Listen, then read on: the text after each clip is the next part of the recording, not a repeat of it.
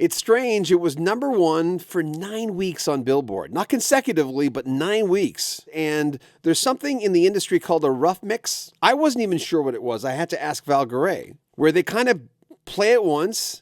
Doesn't have to be perfect just to get a feel for the song. Well, it ended up that's what they used for Bette Davis Eyes, the rough mix. And as you'll hear in this clip, it's very interesting. Something Kenny Rogers told Val Garay and Kim Carnes about the chances of Bette Davis Eyes being a big hit. It's all Kim Carnes and that iconic song. And it won a Grammy for Record and Song of the Year. Kim Carnes. We talk about Val Garay on Rock History Music. So Kim Carnes' Bette Davis Eyes was a rough mix? Yeah. Yeah. The whole record was basically cut live. There was that particular track had no overdubs on it. It was just all live, vocal, everything. And I did a rough mix that night. Thank God I did it to 1/4-inch tape instead of to a cassette like most of the time I did. But I just was in the mood, and you're so inside the track at that point. And then I spent 3 days chasing that mix down the road trying to get it better, and I could never do it. So we used it. Wow. How long did it take? To do the rough mix? Yeah. As long as it took the song to run off from the multi-track to the 2-track. So that's what a rough mix is? Just basically you're getting an idea of what the song sounds like. I just happen to have everything perfectly balanced at that moment. I don't know. I'm going to ask you the cliche question. Incoming cliche. Did you know you had something with that song? I had a pretty good idea after we cut it that this was going to make some noise. When I really, really knew was the next day, Kenny Rogers came over to the studio with Lionel Richie because Lionel was working with Kenny at the time, and Kenny and Kim were very close because she'd written an album for him called Gideon and sang the song Don't Fall in Love with a Dreamer and all that stuff. So they were pretty close, and they came over and we played Kenny and Lionel the song. He said, the only way that's not going to be a #1 record is if Indian chanting goes real big on Top 40 radio. So I had a pretty good idea. The follow-up Voyager was with Kim Carnes. What was the criteria with that? You have a like monster hit, successful. She's everywhere. What do budgets get bigger? Does it matter? What was how did that go?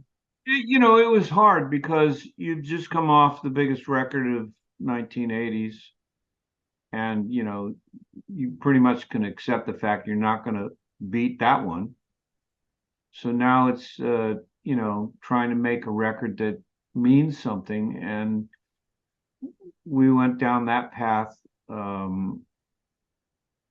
Doing that song Voyeur, which, it was an interesting track, but I don't think people in the Midwest even knew what the word meant, So it kind of narrowed the audience down, and it didn't do a tenth of what Mistaken Identity did, which is too bad because it was a good record. I really enjoyed making it. One of my favorite people to interview is, and I know you go way back with him, is Richie Furay. When I talk to Richie Furay, I always feel like I'm talking to someone I've known for years. Tell me about how far back you go with Richie and working with him.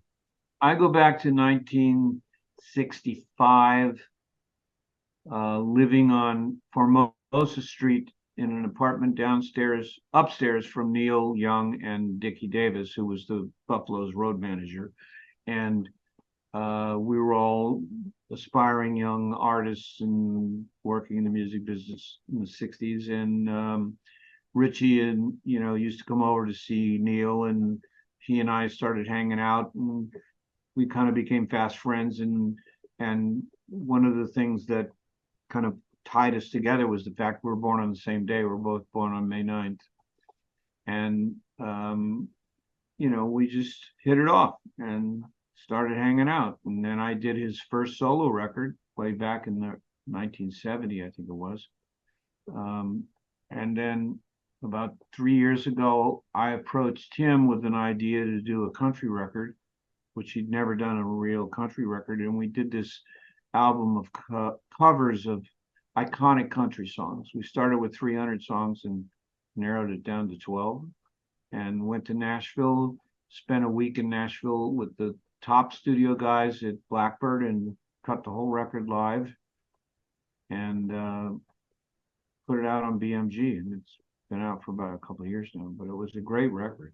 And remember, now we have a brand new mailing list, so if you want to join our mailing list, you'll get access to all our videos. YouTube doesn't always let you know, so join our mailing list. We'll only send you, never any junk, only our videos. There's a link at the very top of the description of how you can sign up. You can join our Patreon as well, get early access to our videos. A lot of folks join our Patreon and enjoy watching our videos before anyone else. You can also make a donation to Rocky Stream Music to help us buy new equipment. The link is there, but really, subscribe to our channel, comment on our videos, share them, like our videos. I'm John Bowden, more from Val Gray, coming up the next few days on Rocky Stream Music.